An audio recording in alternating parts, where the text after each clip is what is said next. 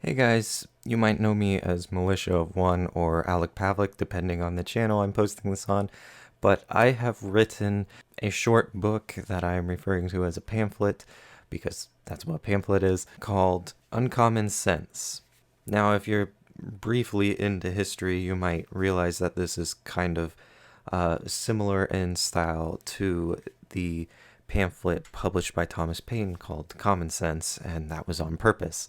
Its main purpose is to share the history and importance of the American Revolution and our natural rights and how that's applicable in today's society. I felt this as something that was extremely important starting in 2020 because all my life I've kind of written political commentary, I've written religious commentary in on and off in different places. But when COVID hit and the government started throwing out the rule of law just in the name of safety before any of us could really understand what was going on, I saw that most people, even if they knew what was going on, didn't know why anything that was happening would be important.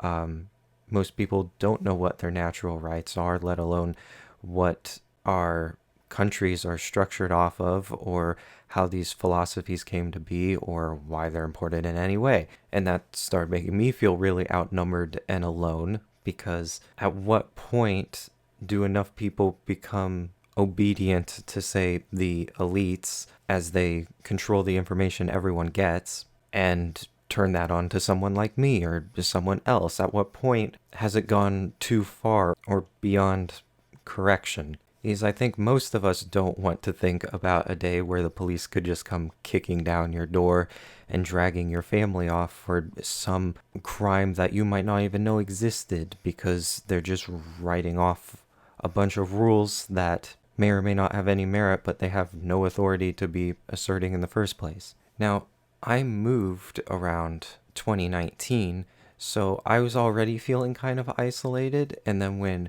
the whole world essentially consented to shutting down, or if you didn't consent, you were just shoved in a box, I really felt like I had no outlets. And anytime I tried to have an outlet or express my ideals, I would be immediately shut down.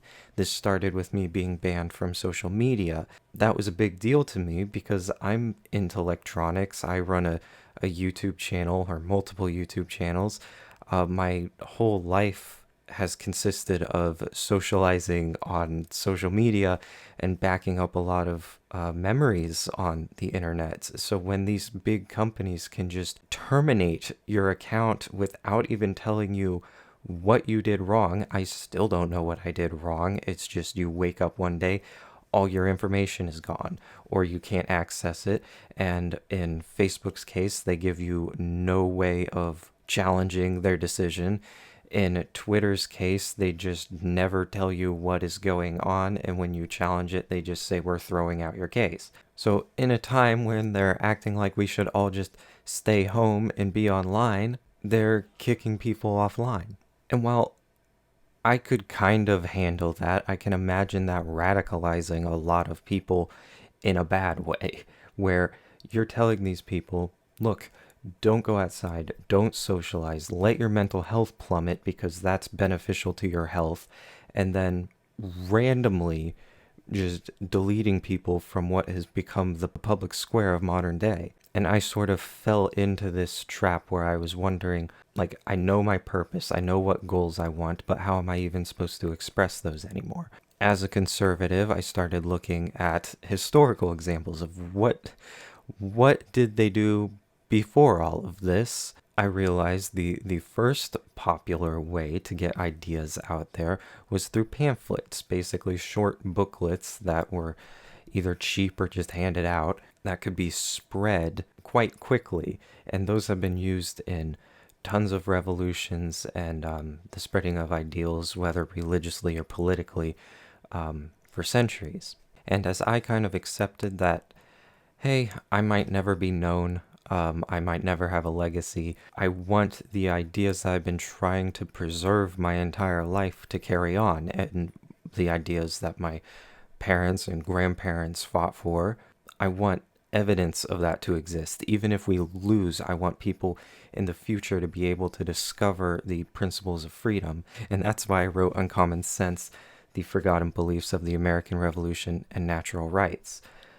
This is basically a manifesto and a history book of everything someone would need to know to restore the principles of freedom that America once stood for or was always progressing towards. And it starts with the discovery of freedom, which I briefly reference a book called The Discovery of Freedom, which I think is amazing. But another reason why I went towards the pamphlet method is because people today don't want to read a long book. There's plenty of libertarian, conservative, revolutionary, politically motivated books out there, but none really geared towards someone who has never really heard of any of these ideas, but also doesn't want to take the time out to read a 200 to 400 page document. This is only 36 pages in body. It's 44 pages overall. Most of the other pages are just like the table of contents and copyright information. I purposely did not hike up the price. It cost $5.56 and is available on Amazon, so you can get it shipped with Prime for free shipping or not if you don't have Prime. I also went with Amazon, not because I support a lot of their policies, but because I can order a ton of author copies, which I can then resell if I want to. It was a very convenient way for self-publishing, and I also plan on publishing it through other avenues as well. But if you would like this pamphlet, you can pick it up on Amazon currently. You can also get it on Kindle, and if you want just a PDF of it, you can message me.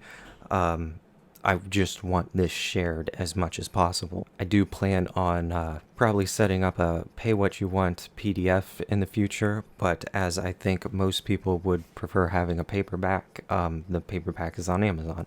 And the price is also so cheap, so people can order a ton of them if you end up agreeing with it, and you can pass it out or order it for a convention or an organization.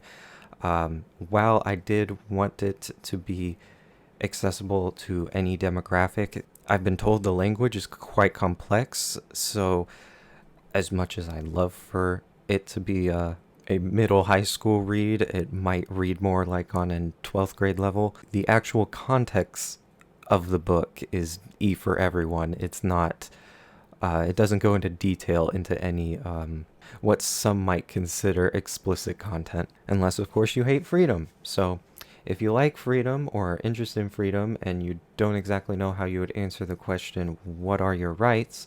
I would greatly recommend my pamphlet here. And if you want a ton to read, you could always read The Discovery of Freedom or The Revolution by Ron Paul. But I hope this video doesn't get too long and that you enjoy my pamphlet. Thanks for watching. I'll see you guys in the next video.